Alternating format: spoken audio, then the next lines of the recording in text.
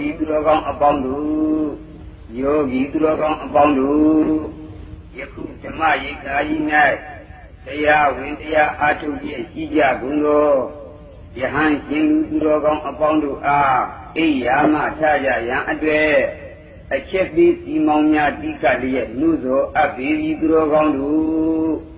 ဟူသူတော်ကောင်းအပေါင်းတို့အိယာမထကြပါကုန်သော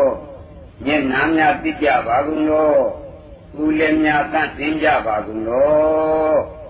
အိယာမထပြီးကြလို့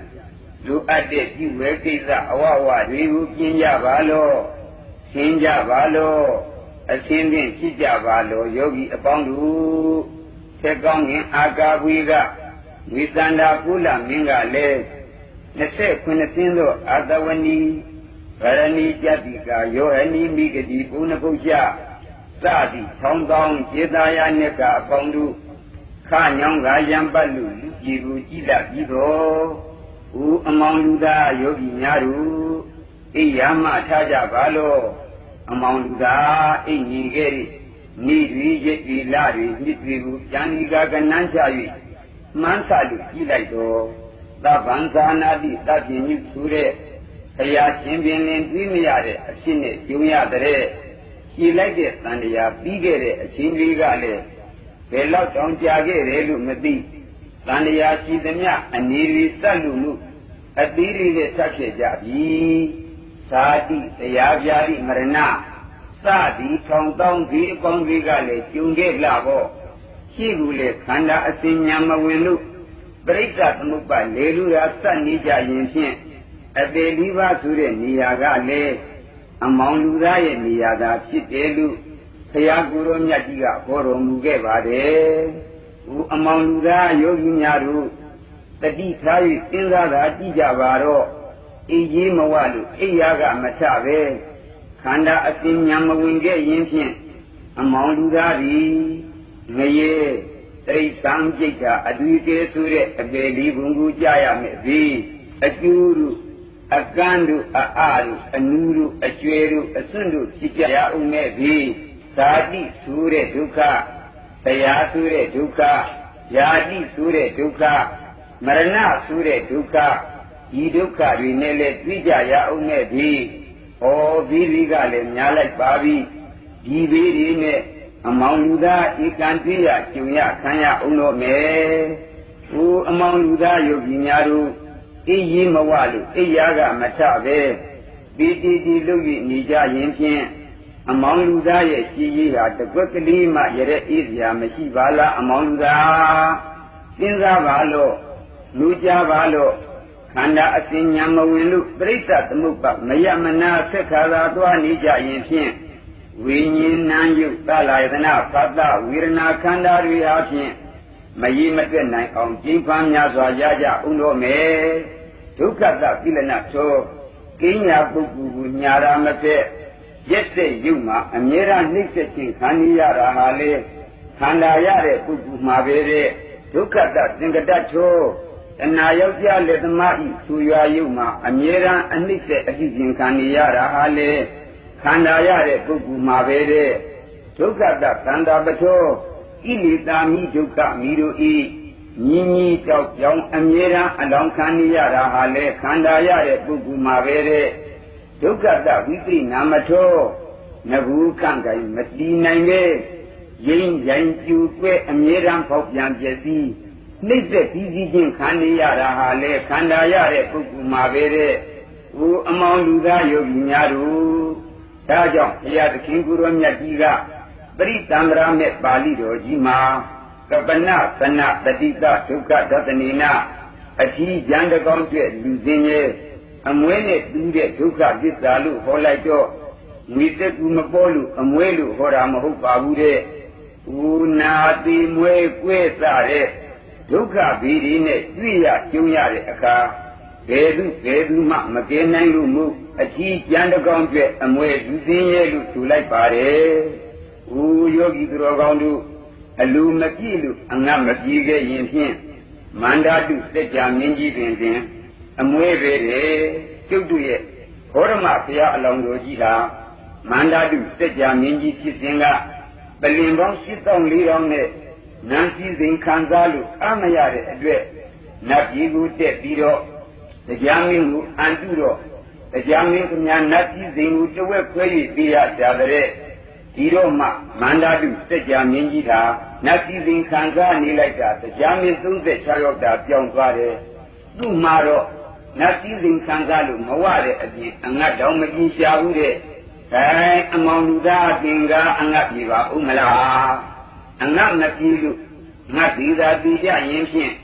အပင်လေးရွာဟာအမောင်လူသားရဲ့နေရာပဲဟိုအမောင်လူသားစင်သာပါလို့လူကြပါလို့အိယာမထပါလို့ကာကြီးလေးစီးပြီးတိုက်ကြီးနဲ့နေလို့ပစ္စည်းဥစ္စာတွေဘလောက်ပင်မကြီးမတွက်နိုင်အောင်ပုံများပြေဝနေပြီကမှုအလူမပြည့်လို့အငတ်မပြေပဲသူတော်ကောင်းတရားတွေကိုအာမထုတ်ကြရင်ဖြင့်အမောင်လူသားဟာအမွေပါပဲလူချမ်းသာမဟုတ်သေးပါဘူးဟိုအမောင်လူသားစင်စားရေးသားကြည့်ပါတော့လူလူကြီးသုပ္ပဗုဒ္ဓပစ္စည်းတွေမွေးလိုက်တာမှပစိုးစုပ်တောင်လုံအောင်မချုံနိုင်ကြဘူးဒါပေမဲ့သူခမညာတရာသီလသုတ္တသာကပညာဟိရိဝတ္တပဆိုတဲ့သောတာပန်လက္ခဏာသူတော်ကောင်းအင်္ဂါတွေကိမ့်လိုက်တဲ့အတွက်လောကမှာဟေသုပ္ပဗုဒ္ဓဟာလူချမ်းသာကြီးပါกว่าလို့ဘုရားကဟောလိုက်ပါတယ်သူတော်ကောင်းလူဒါကြောင့်မို့အမောင်လူသားယောဂီများတို့ထားကြပါလို့အိယာမထားကြပါတော့သေကောင်းရင်အာကာဝေမှာဝိသန္တာလယထာအကျေတာယာနိကအများလူကခသာကအလှပြိုင်လျက်ဘူငါနဲ့အကြိမ်ကျဲလူမှုဤနုဝေအကာလတိတ်တိတဲ့ညအကာဝေသာတတဘယင်သည်ခရရှင်ချမ်းမောက်သူဒီဝကခေါင်းဆောင်၍အခုမျိုးရောက်တဲ့အခါခရရှင်အမှုပြုတဲ့ယဟန္တာအရှင်မြတ်တို့ဖလသမပဝင်သားကယဟန်တရားများအထုနေကြတယ်လို့ကျုပ်တို့သူနာယောဂီတွေမှာလဲဓာတိဆိုတဲ့ဖြစ်ချင်းဒုက္ခကြီးမှလဲလွန်မြောက်ကြရအောင်ဖြစ်ချင်းဒုက္ခကြီးမှလဲလွန်မြောက်ကြသဖြင့်တရားဆိုတဲ့ဥချင်းဒုက္ခကြီးမှလဲလွန်မြောက်ကြရအောင်ဥချင်းဒုက္ခကြီးမှလဲလွန်မြောက်ကြသဖြင့်ယာတိဆိုတဲ့နာခြင်းဒုက္ခကြီးမှလဲလွန်မြောက်ကြရအောင်ယာတိဆိုတဲ့နာခြင်းဒုက္ခကြီးမှလဲလွန်မြောက်ကြသဖြင့်မရဏဆိုတဲ့ဒီခြင်းဒုက္ခကြီးမှလဲလွန်မြောက်ကြရအောင်ဟိုယောဂီသူတော်ကောင်းအပေါင်းတို့ဇာတိဇရာဗျာတိမရဏသာဒီတောင်ကောင်းဥနာတိမွေကွဲဆိုတဲ့ဒီအပေါင်းတို့မှာကောင်းကောင်းကြီးလွန်မြောက်ကြရအောင်မိမိရဲ့ခန္ဓာအစဉ်မှညံဝင်လို့ဖြတ်ကြပါစို့ယောဂီအပေါင်းသူတော်ကောင်းတို့ဟိုယောဂီအပေါင်းသူတော်ကောင်းတို့ယခုလူဓမ္မရိပ်သာကြီးမှာလာရောက်ကြပြီးမိမိကိုယ်ကိုကဲတင်တဲ့မိမိရဲ့ခန္ဓာကိုမိမိဉာဏ်ကစောင့်ကြည့်တဲ့ခန္ဓာကပြောတဲ့ဟောတဲ့တရားတွေကိုဉာဏ်နဲ့နာတဲ့ဝိပဿနာအလုပ်တွေကိုလုပ်နေကြတာဟာယောဂီတို့အားမြည်သူတစ်ခုတယောက်ကမှအတင်းအကျပ်စီခိုင်းလို့ယခုလူလာရောက်ပြီးတရားအထုတ်နေကြခြင်းမဟုတ်ကြပါယောဂီတို့ဟာသာစရာနေစရာထိုင်စရာမရှိကြလို့လေယခုလူလာရောက်ပြီးရိက္ခာမှမြည်ကို၍နေထိုင်ကြခြင်းလည်းမဟုတ်ကြပါယောဂီတို့ဟာအပေါင်းအသင်းတွေနဲ့တကားရီဝိုင်းဖွဲ့လို့ပြောပါစွာနေကြရအောင်လေယခုဓမ္မရိပ်သာကြီးကိုလာရောက်၍နေကြခြင်းလည်းမဟုတ်ကြပါသူတော်ကောင်းအပေါင်းတို့အလုံးမှကြောက်ကြပါလေဆိုတဲ့ငရေတိဋ္ဌံပိဋ္ဌအတိကေဒီဟုသောအပေလေးကုံဒုက္ခတိတန်တရာမှလွတ်မြောက်ကြအကျိုးအကံအနုအရွယ်အစွန့်စတဲ့အဖြစ်မျိုးတို့ကိုမဖြစ်ကြတော့ပဲသူတော်ကောင်းတို့အလွန်လိုချင်ကြပါတယ်ဆိုတဲ့ဒုက္ခဆိုလို့မြူမမရှိတဲ့နိဗ္ဗာန်အလွန်အေးချမ်းတဲ့နိဗ္ဗာန်သုတိကျက်ကြီးမသိနိုင်ပဲခိုင်မြဲတဲ့နိဗ္ဗာန်လုံရတန်တံပုံဟံနမိတ်ပြည့်စုံတဲ့နိဗ္ဗာန်လောင်စာသိမ့်လို့မြင်းငင်းရာဖြစ်တဲ့နိဗ္ဗာန်ကြီးကိုဖြင့်ရောက်ကြရအောင်မတိမီကာလကပင်တွေ့နိုင်ရနိုင်တဲ့နိဗ္ဗာန်ချမ်းသာကြီးကိုလူချင်းတောင့်တရောက်ချင်းကြလို့ယခုလူဓမ္မရိပ်သာကြီးမှာလာရောက်ကြပြီးတော့ယောဂီတို့ဟာတရားအားထုတ်နေကြခြင်းဖြစ်ပါတယ်ယောဂီအပေါင်းသူတော်ကောင်းတို့ဟိုယောဂီအပေါင်းသူတော်ကောင်းတို့ကျူးစားရရှုပါကြပါတရားအားထုတ်ကြပါဘုရားသခင်ကိုယ်တော်မြတ်ကြီးကအင်္ဂုတ္တပါဠိတော်ကြီးမှာဟောကြားတာကတော့တရားအားထုတ်ကြတဲ့ယောဂီများဟာအလုတ်တင်၌လည်းမမွေ့လျော်ရဘူးစကားပြောခြင်း၌လည်းမမွေ့လျော်ရဘူးအိတ်ချင်း၌လည်းမမွေ့လျော်ရဘူးအပေါင်းအသင်းတွေနဲ့လည်းနေခြင်းကိုလည်းမမွေ့လျော်ရဘူး အစာအသောက်တွေကိုလည်းအတိုင်းတရှိမရှိစားတော့နေရှင်းနိုင်လည်းမမွေလျော်ရဘူးအင်းကြီး6ပါးဓွာရ6ပေါက်တို့ကိုလည်းတတ်နိုင်သမျှကျူးစား၍စောင့်ထင်းကြရမယ်လို့ဘုရားသခင်ကိုရောမြတ်ကြီးကဟောတော်မူခဲ့ပါတယ်ဒါကြောင့်မို့ကျွတ်ရဲ့ကျေးဇူးတော်ရှင်အဲ့ကမဟာပန္တိတမိုးကုတ်ဆရာတော်ဘုရားကြီးကအမှုမများစကားသိသိစောင့်စီအင်းကြီးအိမ်ကြီးလူကြအစာမကြီးတယောက်ကြီးနေဤကြောက်တွေကြည့်ဒီယောဂီမာလို့ကျွတ်သူငါယောဂီတွေအားဆုံးမတော်မူခဲ့ပါတယ်။ဟိုယောဂီအပေါင်းသူတော်ကောင်းတို့ယခုတို့ရပြီးဥဒုကသာယာပြီးရှုခြင်းတွေသားတဲ့အာယုန်တက်ခါနိနံတဲ့အချိန်မှာဝိသန္တာလယထာကလည်းယူခန္ဓုတောင်ကြားမှာ29ပါးသောအတဝနီဗာရဏီကြတိကာယောဟနိမိဂတိအတ္တရဘုံနကုတ်ချပုချအတ္တလိတမဟာကပြုတ်ပါပရဂုဏီဥတ္တရာဘေဂုဏီခတ္တရသိတ္တရသွားတိဝိတာကအနုရာရစိတ္တမူလပြုတ်ပါတဥတ္တရာတတရဝန္ဒနာသိတိတတ္တပိချပြုတ်ပါပရပိုက်ဥတ္တရာပရပိုက်ယေဝရီစသည်အပြားနိခများတို့ယံသာကပေါ်ထက်၍နေပြီတင့်နေလာပါပြီသာယာလာပါပြီ။အိုယောဂီအပေါင်းသူတော်ကောင်းတို့ယခုလူရှုခင်းစားတဲ့အချိန်မှာတတိတံပဇင်းညာနဲ့ရှင်လူမှုခန္ဓာအစဉ်တွေကိုရှုဉာဏ်တွေဝင်ပြီးတော့ကိလေသာကြားမကူအောင်ရှုနိုင်လို့ရှုကြရင်ဖြင့်အနုရာရမင်္ဂအားဘုရားသခင်ကိုယ်တော်မြတ်ကြီးကဆုံးမသလိုသဥပါတိသေသဆိုတဲ့နိဗ္ဗာန်ချမ်းသာမြတ်ကြီးကိုနာနဲ့အာထုရင်ညရနိုင်ပါတယ်ညအာထုရင်မနဲ့ရနိုင်ပါတယ်9ရက်နေ့လေရနိုင်ပါတယ်လို့ဆိုလိုက်တော့အာမထုရင်စရာအကျက်တကွက်မှမရှိတော့ပါဘူးသူတော်ကောင်းတို့မိမိရဲ့သက်တာဒါရီသမီးတွေရဲ့သက်တာတွင်ကြော်တဲ့ကျုံကျုံမောမဆုံးဖြစ်ပြီးတော့သက်လို့လူအောင်မကြပဲနဲ့သိအေးလက်အေးနေနိုင်ကြရအောင်ဒီမန်ကိန်းတွေအမျိုးမျိုးချလို့မို့လောကီစီးပွားရေးတွေကိုကျူးစားကြတယ်လို့ဘိုးယောဂီအပေါင်းသူတော်ကောင်းတို့တန်လျာအတွက်ကလည်းရတဲ့အေးဖို့လူကြသေးတယ်သူဒီကိုအနှစ်50လောက်အလေလာပြီးတော့နောက်ဆုံးကြတော့အပေလီရွာသွားကြရဦးမယ်ဆိုရင်ဖြင့်အကျိုးတွေအကန့်တွေအားတွေအနုတွေအရွှဲတွေအစွန့်တွေကြည့်ကြရဦးမယ်ဆိုရင်ဖြင့်ကောင်းနိုင်ကြပါမလားခံနိုင်ကြပါမလားကြည့်လေတော်ရရတို့များလူပြည်တို့ကတော့တတိကြီးပေါ်အနိစ္စလည်းရောက်လိုက်ပါရောအနာဂတ်တန်တရားမှာခွေးကြီးဖြစ်သွားရရှာတယ်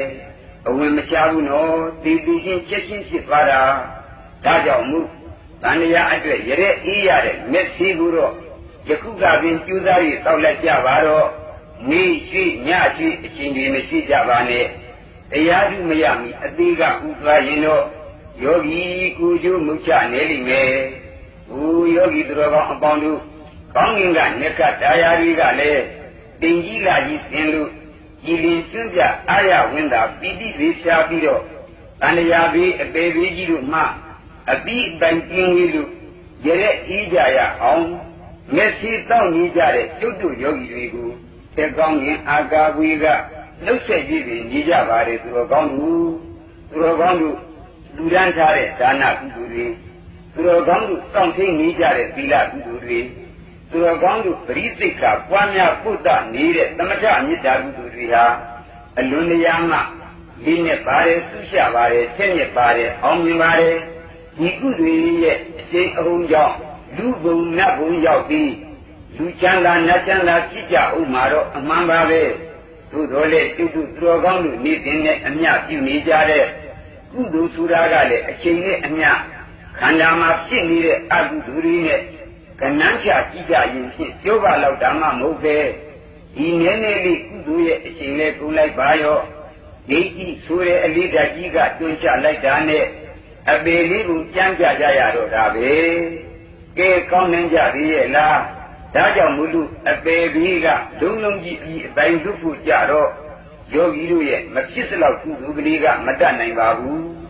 ဒိဋ္ဌိအပြီးအပိုင်ကျုပ်လို့မှုအခုယောဂီတို့တောက်နေကြတဲ့ဝိပဿနာမျက်စိကသာတတ်နိုင်ပါတယ်ယောဂီတို့ဟိုယောဂီအပေါင်းတော်ကောင်းတို့တတိထားကြပါစဉ်းစားကြပါသုံးသပ်ကြပါဝိပန်ကြပါသူတော်ကောင်းတို့ရဲ့ဉာဏ်ရှိဝင်ချက်မှာချိန်စိတ်ရတာကြည့်ကြပါတော့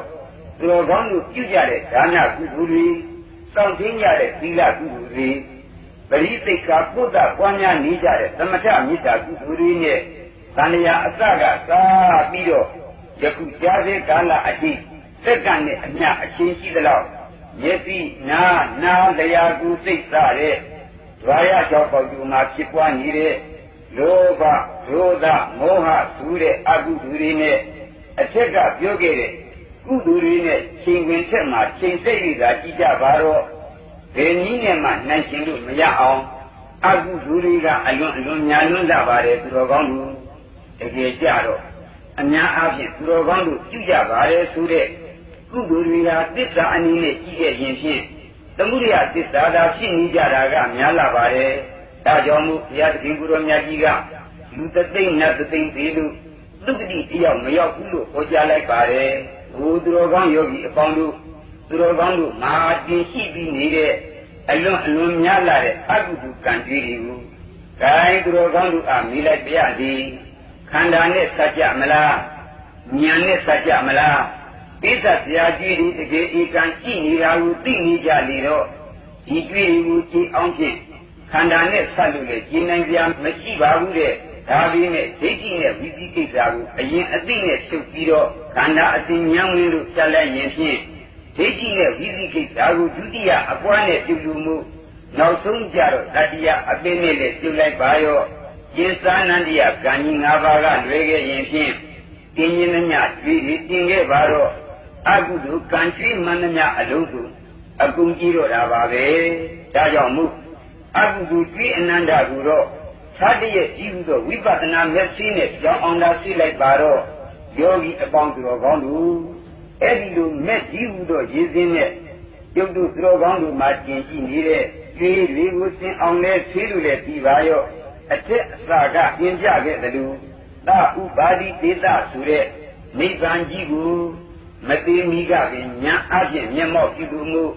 မိသားကအနာတရင်တို့လိုသိကြရကလေးနဲ့နေလိုက်ကြပါတော့သူတော်ကောင်းအပေါင်းတို့ဟိုယောဂီအပေါင်းသူတော်ကောင်းတို့မိသားကအနာတရင်တို့လိုသိကြရနေခြင်းတစ်ပတ်ဆိုရင်ဖြင့်ယခုကပင်ကြိုတင်ပြီးတော့ဒိဋ္ဌိနဲ့ဝိသိကိစ္စကိုပထမအတိနဲ့ဖြုတ်ဒုတိယဝိပဿနာအလုပ်ကြီးပြီးတော့အကွာနဲ့ဖြုတ်လိုက်ရင်ဖြင့်တတိယဓမ္မကဆောင်းလို့မှုပယ်လေးပေါင်းဧကံလို့ပြီးအဲ့ဒီတော့မှလူချမ်းသာအစ်စ်တစ်သေးကြီးဖြစ်ရောဘောဒါကြောင့်မို့အသေးကမဥမီမဲ့ဉာဏ်ကြီးလို့တရားသူဝရအောင်ဖြင့်ဟိုသူတော်ကောင်းတို့အယုကြီးကြီးအေးစုပ်စုပ်နောက်မဆုပ်တော့ဇွဲနဲ့အားခဲလို့သာကျူစားလိုက်ကြပါတော့ဟိုယောဂီအပေါင်းသူတော်ကောင်းတို့အိယာမှထားကြပါလို့မျက်နှာများသိကြပါလို့ကိုယ်လည်းများတန့်စင်ကြပါလို့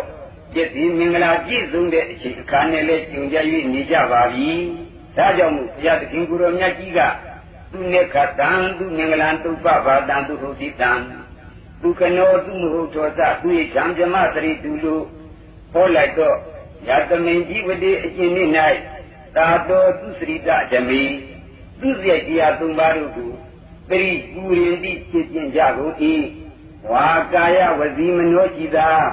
သုံးလီတွားရဖြစ်သည်များသောတရားတို့ကိုဝိပဿနာဉာဏ်ဖြင့်ရှုရှင်းခြင်း၍ရှင်းကျင်ကားနေကြကုန်၏သောဒီဝတောသူနိပြီသူနေကတန်နေကအပေါင်းမကောင်းမရှိအကောင်အတိသာရီသူမင်္ဂလာအမင်္ဂလာဘေကမရှိကောင်းမြတ်သောမင်္ဂလာအတိသာရီသုပ္ပဘာတံအပြစ်ကင်းရှင်းကောင်းသောမူလင်းရခြင်းပင်သည်သူဟုတ်တိတံကာယတန့်ရှင်းကောင်းသောဣယာမထားခြင်းပင်သည်သူကနောယုံကြိုက်လာရခဏတိုင်းမှာကောင်းသောခဏသာသည်သူမဟုတ်သောသမဟုတ်တိုင်းမှာအကောင်းကြီးသာသည်သာသမင်းကြီးပတိသူသူစရကျင့်ရာဝါဝိပဿနာတရားရှိပွားကြရာနိအခါ၌ယမတရိတုမြတ်သောအကျင့်ကိုကျင့်လေရှိသောပုဂ္ဂိုလ်တို့၌ဝါဝိပဿနာအလုပ်အားထုတ်၍သာနေကြသောပုဂ္ဂိုလ်တို့အားရိတ်တံလူအပ်ပြုသောအပ်သောအလူသည်သူရိတ်တံအပြည့်ကင်း၍တန်ရှင်းကောင်းမြတ်သောလူရပူဇော်ရခြင်းဖြစ်ပါ၏ဖြစ်ပါ၏လို့ဘုရားကလည်းဟောသဘောကလည်းဒီအတိုင်းဖြစ်နေလို့မှုယောဂီသူတော်ကောင်းအပေါင်းတို့အားဝိပဿနာတရားတို့ကိုကျူစား၍အားထုတ်ရှုပွားကြပါယံနှိုးသောလိုက်ရပါသည်ယောဂီအပေါင်းသူတော်ကောင်းတို့